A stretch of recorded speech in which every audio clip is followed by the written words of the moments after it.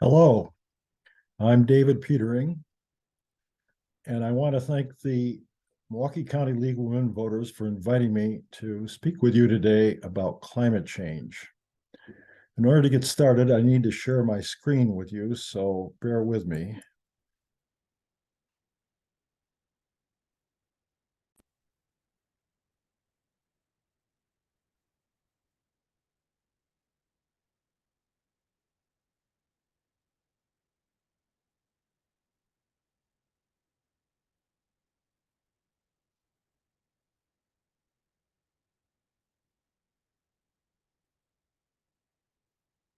There, we're all set.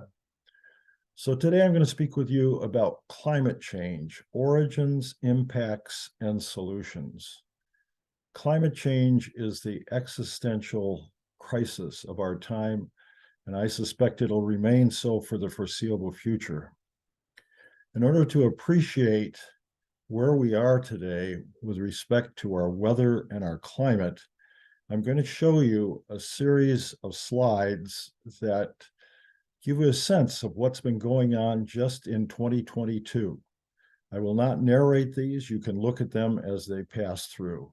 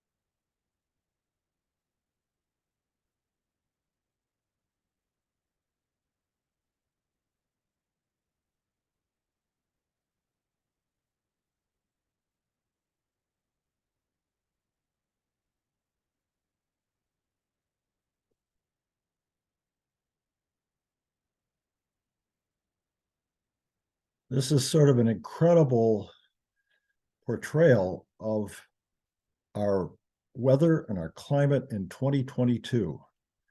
Can there be any doubt that climate change is taking place? It's clear and observable to all of us. So I want to talk about this concept of climate change and help us understand it and what we can do about it in terms of 4 headings. First of all, I want to talk about what I call life on rare earth. How is it that life has developed and has thrived on this planet? We are indeed a very special place. That will set the stage for understanding what causes climate change. Then thirdly, we'll address what we need to do to prevent it from getting any worse. And finally, we're going to focus on responding to climate change in Milwaukee. So when I think about rare earth, I'm thinking about all of the special properties of this wonderful living blue and green planet that you see over on the left that make it hospitable for life. And one of the fundamental ones is that Earth exists in what's called the habitable zone around the sun. That is, the sun's energy makes the Earth such that it is not too warm and not too cold to have an abundant amount of liquid water. Okay, that's a key for life. And we are in this so-called habitable zone. Now, it works for us for a number of reasons. For one, our orbit around the planet of the planet Earth around the sun is almost circular. As such, as we move around the sun in our yearly passage, at all points around the sun, we're receiving about the same amount of energy from the sun. That's very important. Also important is the fact that we rotate every 24 hours so that all the parts of the Earth that are facing the sun are getting similar amounts of solar energy and heating that takes place. Both of those things are critical for the development of life. Now, the other aspect to this is the fact that that sun, that solar energy, in order to allow for billions of years of biological evolution, had to be very stable. In other words, over time, the same amount of energy approximately was reaching the Earth so that life could have this consistent input of energy to develop this amazing, wonderful biosphere that we have today. Now, shown over here on the lower left is an image from a tropical ecosystem, part of the biosphere. And as you look at it, you appreciate that it has many species, so it has a large amount of so-called biodiversity associated with it. Therefore, it's complex, it's organized in its own way that we can appreciate as we just look at it. And it's what we call integrated. And by that, I mean everything is connected with everything else. And the symbol for this that I'll use now and again throughout the talk is this picture over here, where everything within this diagram are connected to one another. The key to this is solar energy. Now, let's remember that energy provides the ability to do work. Now, what do we mean by work? We mean literally everything that happens that we observe taking place, from the blink of an eye to the movement of a hand to something as grand and long-standing in terms of its development as evolution. All of this is work. It requires, every single one of these things require an input of energy. And it's solar energy that is providing that source of energy. And I want to talk about how that works. So over the course of evolution, this remarkable carbon and energy cycle was developed. In the cycle, one half is called photosynthesis, the other half respiration.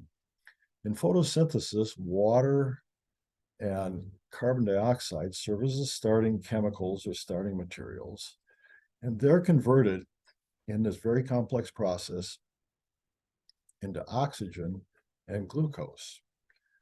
And then in the other direction, these two molecules combine within organisms to regenerate a source of energy that we call biological energy, not solar energy now, but biological forms of energy, as well as the original molecules of water and carbon dioxide. You can see why this is called a cycle. It's a beautiful recycling system, if you will.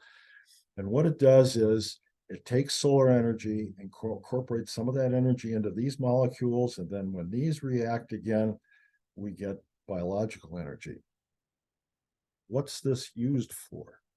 Well, basically, that biological energy, along with glucose and other molecules from the environment, basically generate all life on the planet, starting with cells and organisms, and then larger groups of organisms like ecosystems, and finally the biosphere.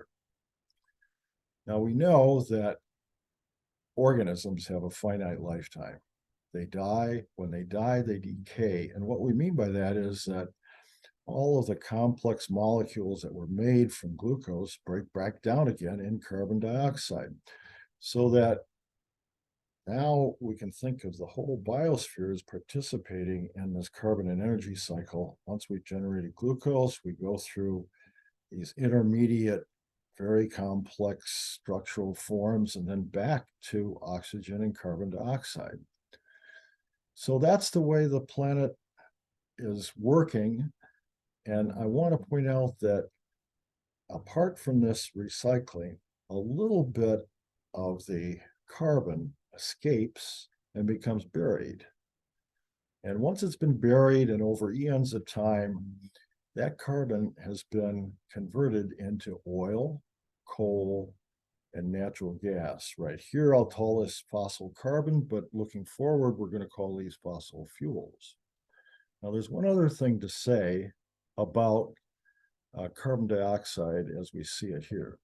And that is carbon dioxide is an atmospheric greenhouse gas. Now, what do we mean by that? Well, we know that when sunlight makes it to the Earth's surface, some of it gets converted to heat. That's what warms the planet, if you will. But that heat also then radiates back into space. The presence of a molecule like carbon dioxide in the atmosphere intercepts that heat as it's radiating back into space and retains some of that. So we get heat retention, and that leads to higher temperatures than otherwise would be present in the atmosphere if carbon dioxide were absent. So in fact, Earth would not be in the habitable zone were there not carbon dioxide in the atmosphere. It would be too cold and all the water would be frozen. So this is also a special aspect of having carbon dioxide as part of our atmosphere. Now, this type of basis for living systems existed for millions and millions of years up until the present almost, certainly until 1750, at the beginning of the Industrial Revolution. So during that time, all of life was depending upon this direct solar energy for its input of energy to keep this huge, remarkable biosphere completely functional. Late in this period of time, humans appeared on the scene. And they too depended upon direct solar energy for all the things that they did in their own communities. I'm going to call their communities the built environment. And basically, they were utilizing solar energy, of course, for their food and making their clothing and building their little homes and other structures and so forth. Well, Herman Daly, an environmental economist, has basically said that this condition is what he would call an empty world. There was very small consumption of energy by human beings. It really was not a significant part of sort of the energy picture for the whole planet. So in 1750, here's the sort of the diagrammatic view of what the Earth is like. We have intact ecosystems, plus just a small community of human beings that are utilizing these ecosystems to help support their own life on the planet. Something dramatic happened in 1750 to the present, and that is people, particularly in the West, learned how to mine these fossil fuels, coal, oil, and natural gas, and to make use of them to basically expand greatly the size of the built environment, so that in 2022, the size of our economy, the global economy, if you will, is really larger in terms of energy use and material use. It's larger than the natural world. During this period of time, as the built environment has expanded enormously, ecosystems have been degraded, lost their integrity. And so this is the picture that I would paint for 2022. So now we have, instead of an empty world, a full world that is characterized by this huge consumption of fossil fuels. That's our current status. That sets the stage for understanding the causes and consequences of climate change. So let's go back to our basic overall picture of what's going on with respect to the biosphere, and focus now on this source of stored energy that's been built up over eons of time. So coal, oil, and natural gas now are what we would call fossil fuels, because they come from a long period of time ago in terms of where their origin existed. So when we think about utilizing these fossil fuels, basically we burn them. And here's one way of looking at burning. So I'm taking coal, which approximately is elemental carbon. So I'm just showing it as a carbon, reacting with oxygen in a burning process to give us CO2 and heat energy. Of course, what humans wanted was the heat energy, because all of our machines, whether we're talking about power plants and the turbines that generate our electricity, or our automobiles and the gasoline that propel them and so forth, all of those machines are fundamentally what we call heat energy machines. They depend upon an input of heat energy to make the rest of the processes go. So along with the heat energy, of course, of necessity, this is a reaction, and it has definite proportions for each of these components here. Carbon dioxide is also being made. And we remember that carbon dioxide is this atmospheric greenhouse gas. So as we increase the amount of carbon dioxide in the atmosphere, of course, we're increasing heat retention, and temperatures are increasing. Temperature, remember, is an indicator of heat. And as that carbon dioxide is retaining more heat, temperatures are rising. Now let's take a look at utilization of energy in the United States over time, starting in the late 1700s, in terms of different forms of energy. Back in the 1700s and so forth, people were largely still using the natural world as their source of energy. They were burning wood. So here's our curve for wood. Starting in the 1800s, coal became a very important source of energy. A little bit later, as we entered the 1900s, an even larger source of energy was oil.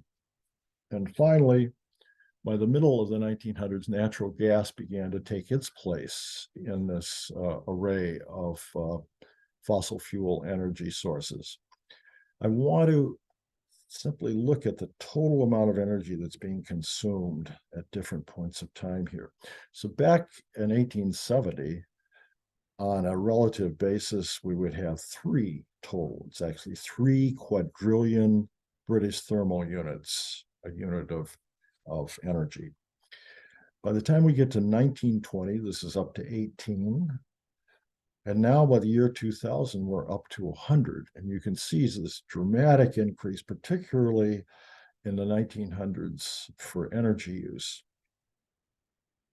Now, what's that energy being used for? Well, if you recall our full world, we're building this huge built environment. All of the things, the buildings, the stuff that we purchase, our homes, our cars, everything requires inputs of energy in order to make.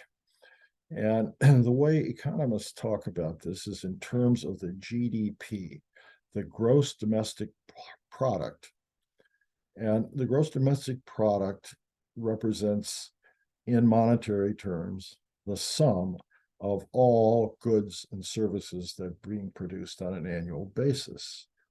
Now, we know once we're talking about production, once we're talking about doing anything, this requires an input of energy. So we can imagine, as you see this GDP moving along here and then taking off after World War II on literally an exponential increase in GDP, you can appreciate that there must be an energy base that is sustaining this increase. So if we take the data from the previous slide and plot it on this same graph, what you see is that it follows approximately the same increase over time, as you'd expect. Now, here I'm showing just another way to look at a burning process. Here's natural gas or methane reacting with oxygen to give us carbon dioxide and energy. So we're producing energy. That's what was intended by the burning process. But of course, we're also generating carbon dioxide. So we realize that there is this parallel increase going on. We find the capacity to produce more energy. That energy allows the built environment to increase, but attending all of this is also this atmospheric increase in carbon dioxide. So the United States began measuring atmospheric carbon dioxide along about 1960, when the concentration in the atmosphere was less than 320 parts per million.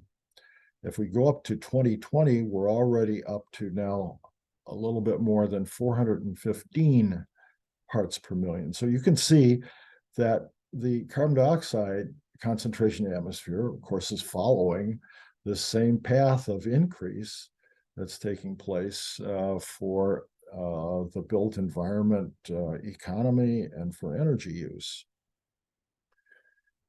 So how does carbon dioxide increase relate to temperature?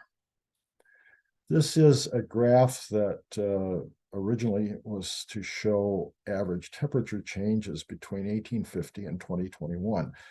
So with all of the yearly variability that's present here, between 1860, 1850, and 60 and 1900, it's approximately constant. It's up and down and so forth. But you can begin to see beyond this time, the temperature begins to increase. And after 1960, this is a very definite upward curve here. If we plot on the same graph now carbon dioxide concentration, you can see that it follows basically that same path. So there's this tight relationship between temperature increase on a global basis and carbon dioxide in the atmosphere increase over this same period of time.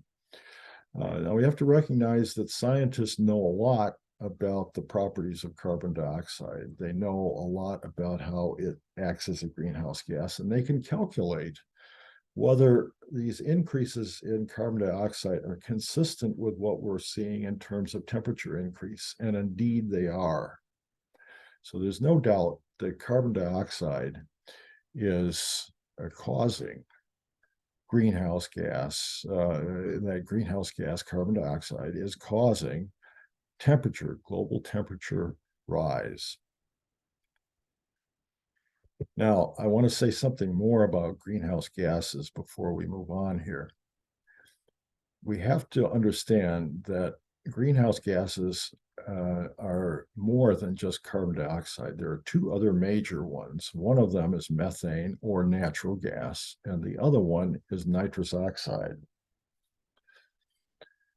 Methane or natural gas is produced every time we try to extract natural gas from its deposits in the earth. So there are leaks in the facilities that are doing this type of work.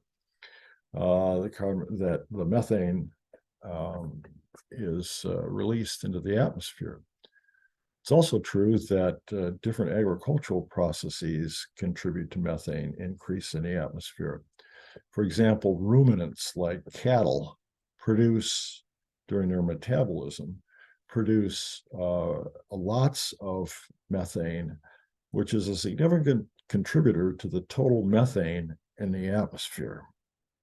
A third atmospheric greenhouse gas is nitrous oxide, which you're probably not aware of. Nitrous oxide also is a byproduct of doing agriculture the way we do it to try to maximize crop yields. So by putting lots and lots of nitrogen-based fertilizer on soils, soil microorganisms are utilizing for their own purposes that nitrogen, and in the process, they generate nitrous oxide.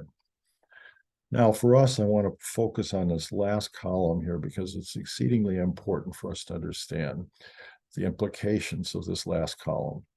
Here we're looking at how fast could one of these greenhouse gases leave the atmosphere if inputs were stopped right at the present time.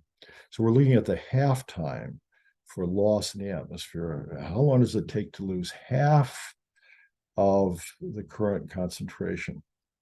And for carbon dioxide, it takes literally, for all intents and purposes, forever. It takes centuries for this to take place. The important thing and implication from this is that what we put into the atmosphere now is not going to come back out. And the global warming and climate change that increase is eliciting is simply here to stay. We can't hope that it will somehow disappear from the atmosphere. So the best we can do now is prevent things from getting worse with respect to carbon dioxide and its role in climate change. On the other hand, methane, which accounts for around 16%, that's a large percentage of the total greenhouse gases, turns over with a half-time of 9 years. So if we could change the way we do agriculture, be much more efficient in harvesting methane as we're trying to release it from its deposits in the earth, then we could reduce overall greenhouse gas emissions and the effects of greenhouse gas emissions on temperature rise by 15 to 16%. I showed you at the beginning these climate change events that are taking place every year, and they're taking place at an increasing rate and with increasing intensity. So there is no doubt that climate change has arrived. Global temperatures increase, they're warming the oceans, we're melting glaciers in Greenland and Antarctica. That's going to lead to substantial sea level rise, which will cause havoc along coasts across the world. And in terrestrial ecosystems, we're being plagued by droughts and fires and other extreme events like hurricanes. So you've seen this picture. I'm not going to dwell on it. We're going to accept the fact that we can't manage to keep doing what we've been doing up to the present time and have a viable climate system for the future. So with that now as an understanding of the relationship between greenhouse gas emissions and temperatures and climate change, what needs to be done? Basically, we have to get to net zero greenhouse emissions as quickly as possible.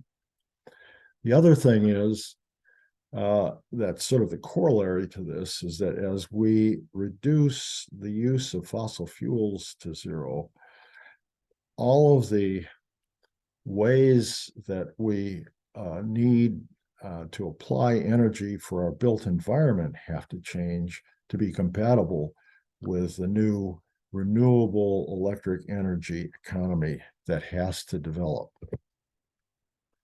So I'm going to introduce you to the United Nations Intergovernmental Panel on Climate Change. This is the authoritative organization that has worked for well over 20 years and has made use of the knowledge and talents of many, many atmospheric scientists and so forth to understand what is going on, first of all, and then also the consequences of the global warming that's taking place. And so here is a graph that came from a recent summary for policymakers in 2021 that projects out what's going to occur in terms of temperature change for different scenarios of how greenhouse emissions are going to go over the course of this century. So if we don't do anything and we just have this curve here, which is called business as usual, the emissions per year will be up in this range, and the total temperature change from 1850 to 2100 will be about 8 degrees Fahrenheit. Now, literally, the Earth will be burning up just in terms of the heat content. If this takes place, this is an impossible future to imagine. If we just slow down emissions to some extent, this again will be too high.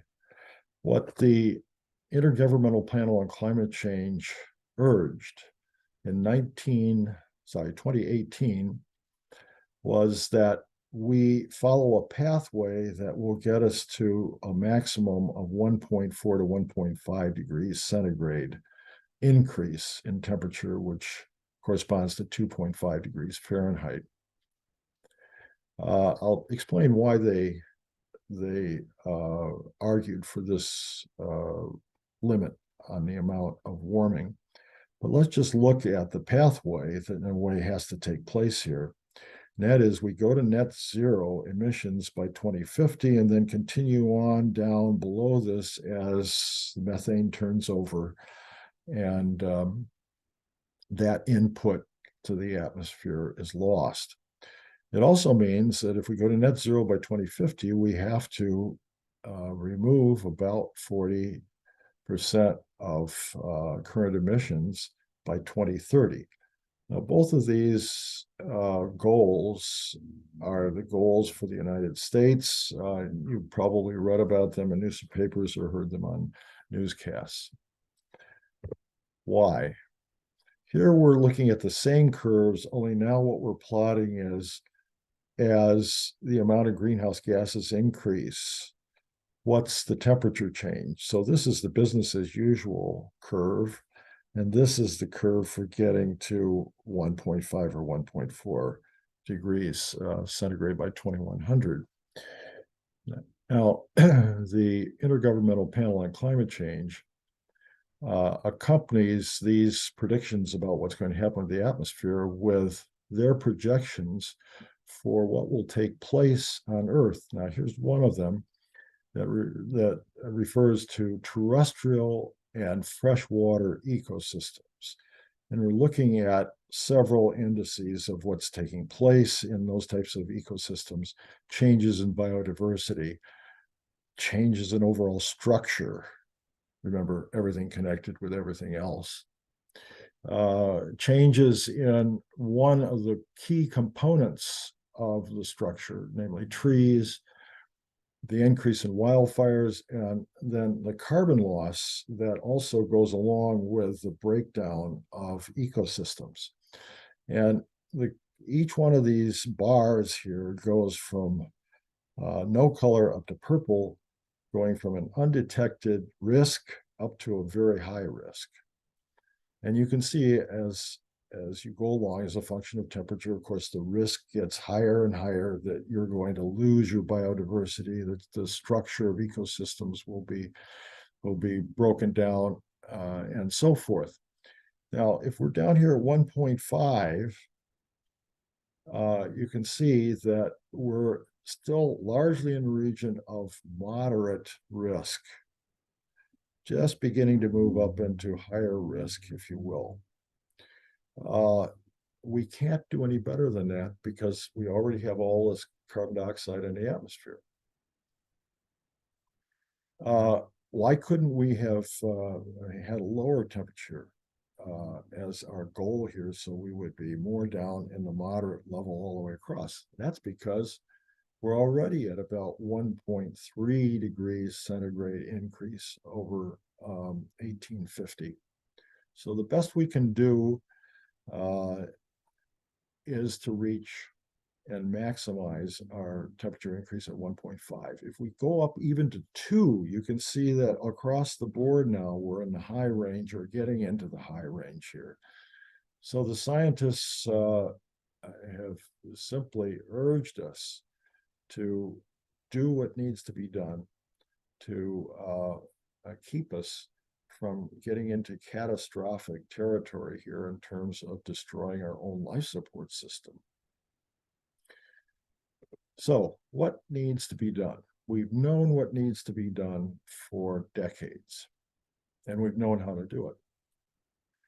Basically, we have to convert the whole energy economy from using fossil fuels to using renewable energy from the sun. There are 2 forms of renewable energy, basically wind turbines.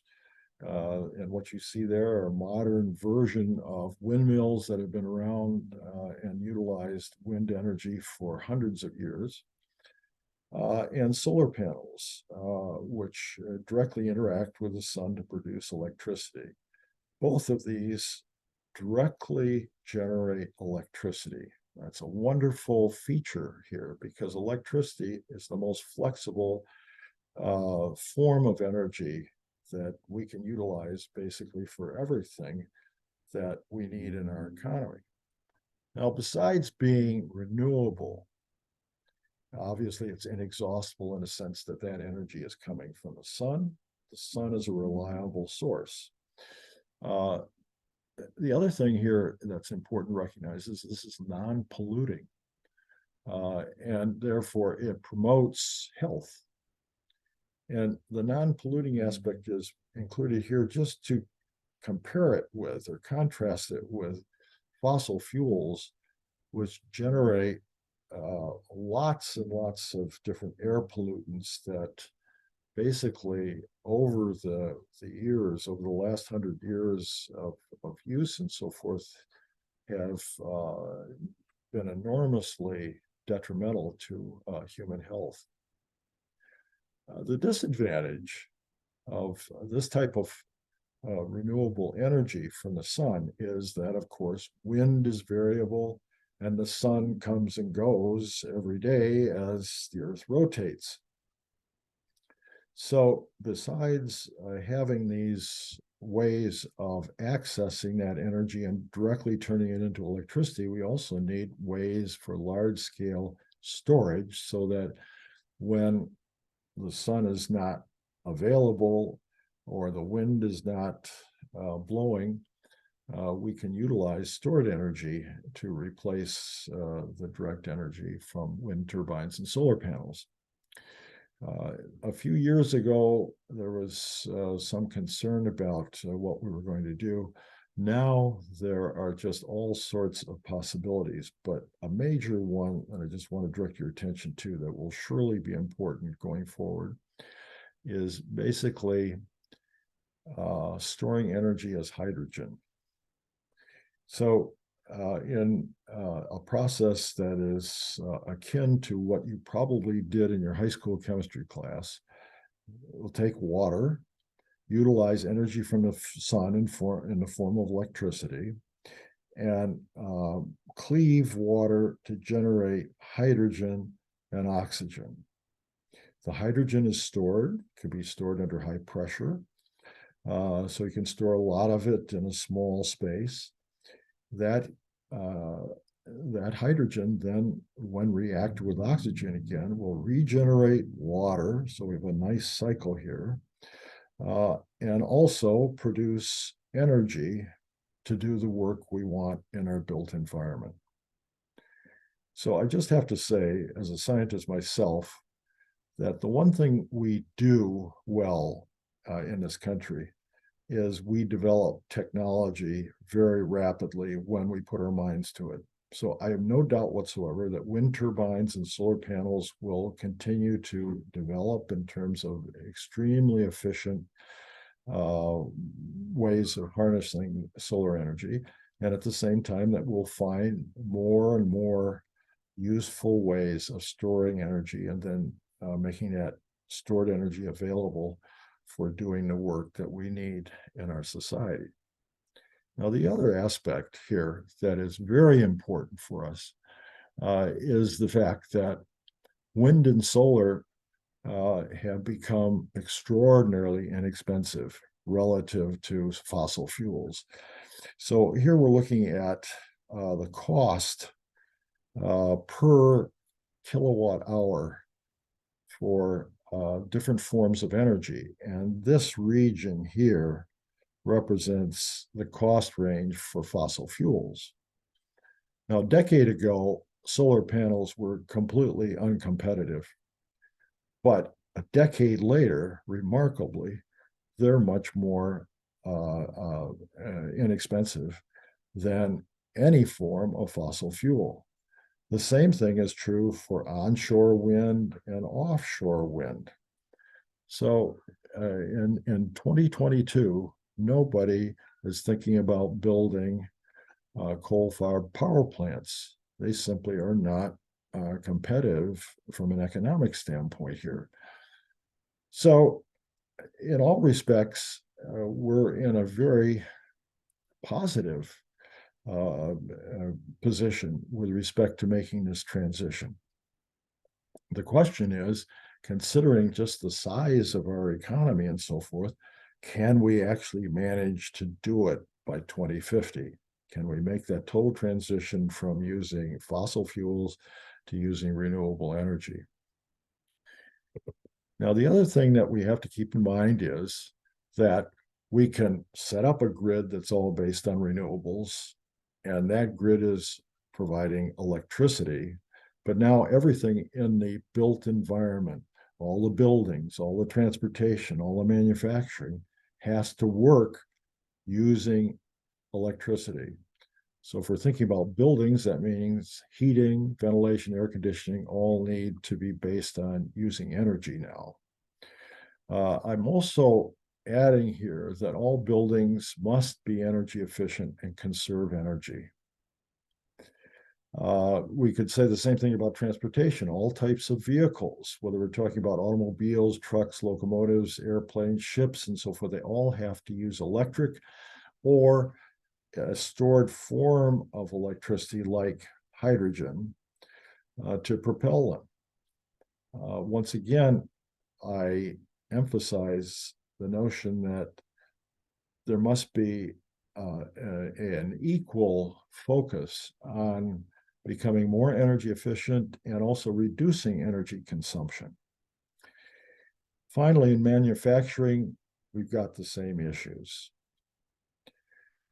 Now, I just read this very week in Science magazine an article that had to do with storing energy and so forth. And there was this sentence in there that I wanted to just put in at this point.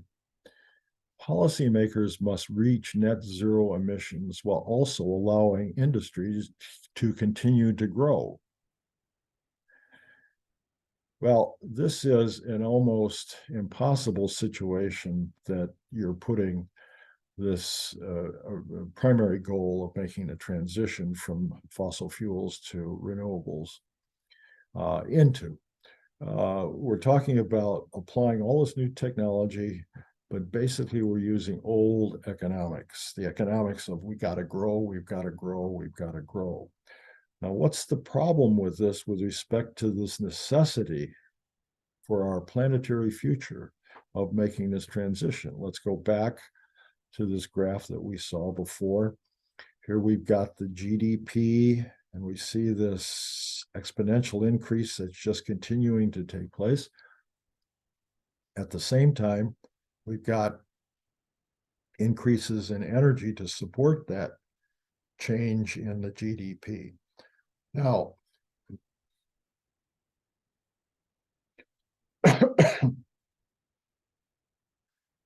let's think about the situation if we had started to make this transition in 1980, when we really first knew that this is what we had to do.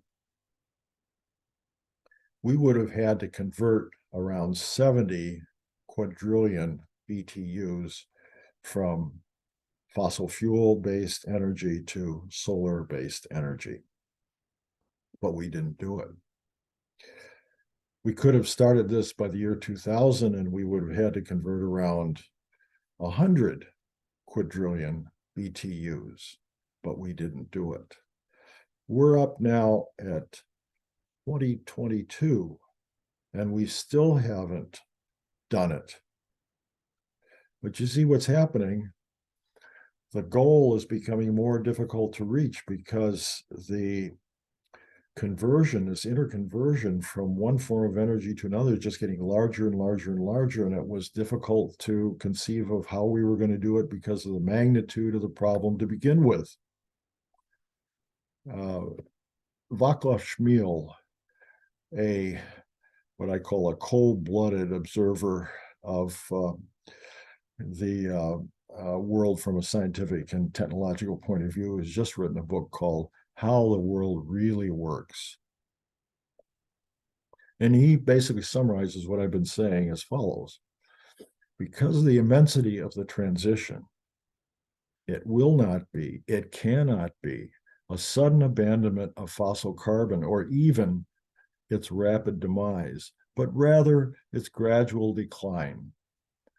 Now, if we go back to the curve where we were looking about emissions as projected by the Intergovernmental Panel on Climate Change, the best I can see from the Vaclav Smil perspective is that we might follow this pathway, which would lead us to 2.7 degrees centigrade increase, which is about 5 degrees Fahrenheit increase, which is much too high for us to escape from having a devastating future with respect to climate. Well, taking Smil's point of view here, I thought about a cartoon by Sidney Harris, my favorite science cartoonist.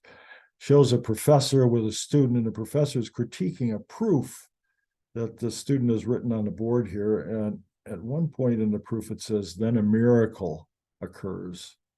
And the professor says, I think you should be more explicit here in step 2. Well, I couldn't agree more with that. We're going to see what we can do in providing something that helps us with understanding how that miracle might take place by looking at climate change work in Milwaukee. Now, a city-county task force has just released its final form of a document called Milwaukee's Climate and Equity Plan. This is a plan that has to be approved yet by the city of Milwaukee, and hopefully it will gain partners within the county as well. And the goal, number one, is to do what we've been talking about, reduce emissions by 45% in the year 2030 and complete emissions loss from inputs in the city and county by 2050. The other aspect of this plan that is really important to appreciate is that in so doing, the goal is to reduce racial and income inequality. So there are 10 big ideas, and they're symbolized down here, and I'll talk about some of those in the following slides.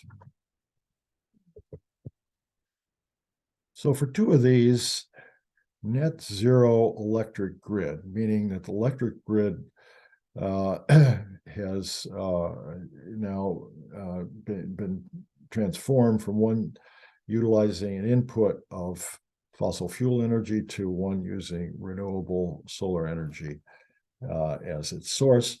And the other one, converting our fleet of vehicles to all electric. Both of these I would describe as somewhat outside the purview or impact of local action. Why? Well, power plants, power companies are going to have to make this transition. Now, it's true that federal and state leadership that really insists on this transition will be critical. Citizen support, not only in Milwaukee County, but of course all over the country, will be necessary in order to push power companies to do this as quickly as possible. A key is the fact that we now have funds to help support making this transition through the Inflation Reduction Act, as well as the Infrastructure Act, that both of which have been passed in the past 2 years. Over in this area with electric cars, this seems like the simplest in terms of what has to happen, because automakers have already decided that within the next 10 years, they're going to convert their fleets to all electric. So besides the vehicles themselves becoming all electric, we're going to need networks of charging stations, but we're also going to need battery recycling. There's just not enough resources to think about all vehicles all over the world becoming electric without insisting that there's going to be strict recycling and a lot of innovation in terms of battery design. Once again, the Inflation Reduction Act is supporting this. The most hopeful one on this slide is commercial building conversions from using fossil fuels to using renewable energy.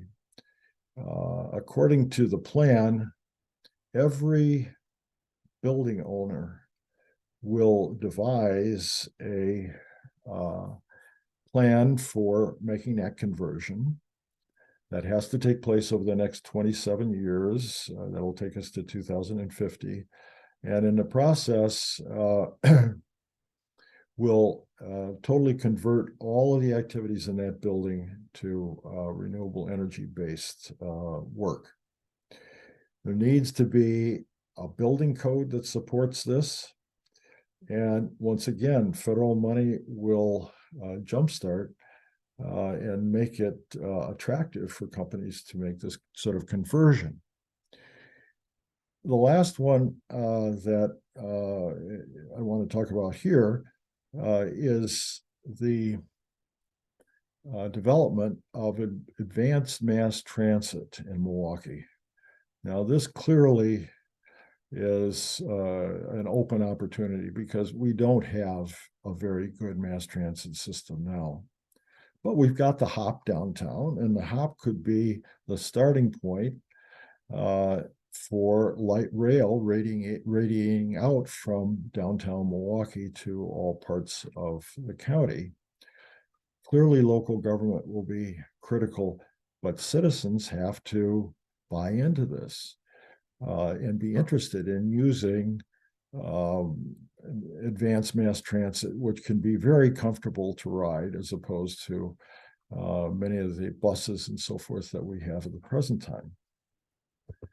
Lastly, I highlight these two parts of the big ideas.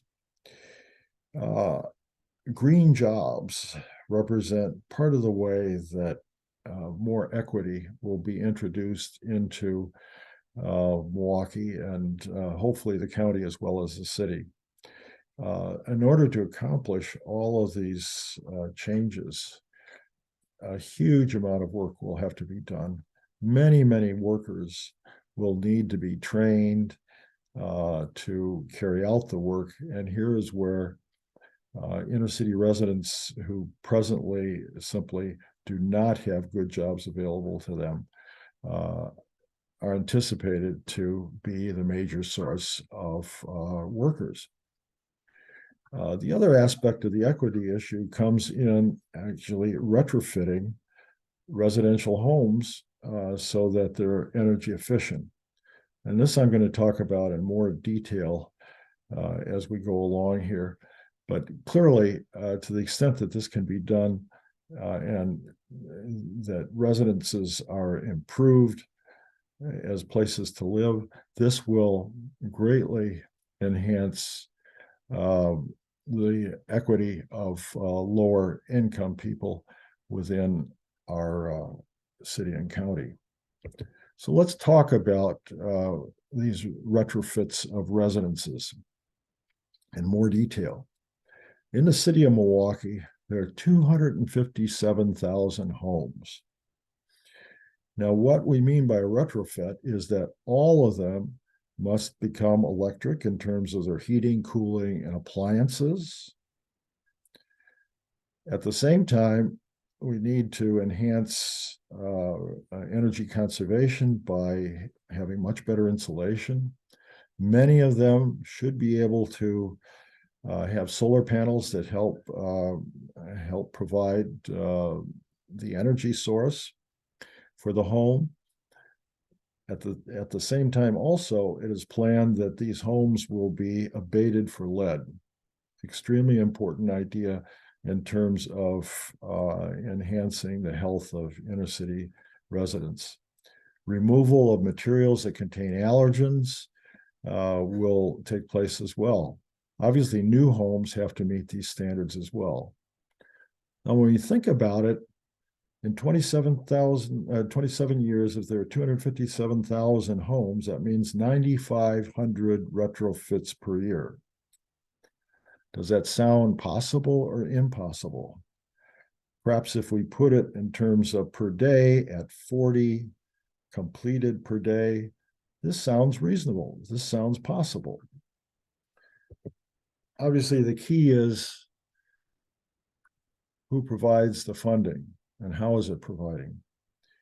Now, I could be off even by a factor of 2 here, but I estimated that it would cost around $75,000 per home to do the retrofit.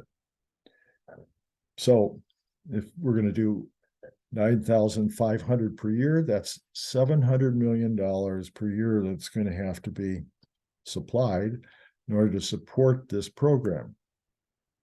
If you look at the city budget, if we thought about it that way, that's a 30% increase in the city budget. That's a large increase, obviously, but it's not impossibly large. Obviously, there's an additional aspect to this, however, and that is that a number of people who live in the city live in poverty. And so it's clear that there is going to have to be a substantial infusion of funds on a yearly basis for the next 27 years in order to make this happen. So where might that funding come from? Well, if we could get the state to allow us to have a 1% sales tax, that would provide about $120 million a year, let's say. infusion that certainly will take place over the next decade and hopefully will continue after that from the Inflation Reduction Act would be about $140 million a year, I estimate. Another aspect of this that sort of comes at the other end of this is that there will be great energy savings for this transition. Heating, air conditioning, and hot water costs will go down by at least 80% if heat pumps are installed in homes to replace gas furnaces, for example. There are other aspects that we have to think about here. Are there enough skilled workers? How do we plan for that? Are there enough materials? Remember, this is going to be going on all over the world. So these are major questions, but fundamentally, I think at the bottom of this is there the will? So my last slide, I asked the question, what can the Milwaukee County League of Women Voters do? And my answer to that is help provide the will. So let me just show you a few things that are coming up for the league that will certainly be important for this initiative, the Milwaukee Climate and Equity Plan. First of all, the Natural Resources Committee is contemplating a governmental awareness survey to find out within the county municipalities how many of these municipalities are even aware of the plan and are thinking about climate change and what needs to be done in their own municipality. The likelihood is that many of them have not been thinking about this. And so associated with this survey, I think will have to be an educational campaign that goes on in county municipalities. After the plan is approved, the league, I think, will find itself in a position of needing to do broad-based advocacy to support all of these big ideas to make sure that they happen and that they continue to be the focus of attention over the coming years. The league last year had this remarkable series of programs on infrastructure in cooperation with the American Society of Civil Engineers, in which they looked at all of the major types of infrastructure we have in this country and the fact that they're not in very good condition. It seems to me that this program should be updated to think about, now that we have actually infrastructure funds available, how is infrastructure to be built? Remember that all of this infrastructure is still going to be here in 2050 so that it works in an all-electric scene in 2050. Lastly, I put down just the League of Women Voter example. Each of us should be working to electrify our own living spaces. And to the extent we do that, that can be a model for others doing the same sort of thing. And with that, I will conclude, and I do want to show you one other slide here that gives you some information about the plan. And this information will also be up on the Milwaukee County League of Women Voters website. Thank you, and let's get to work.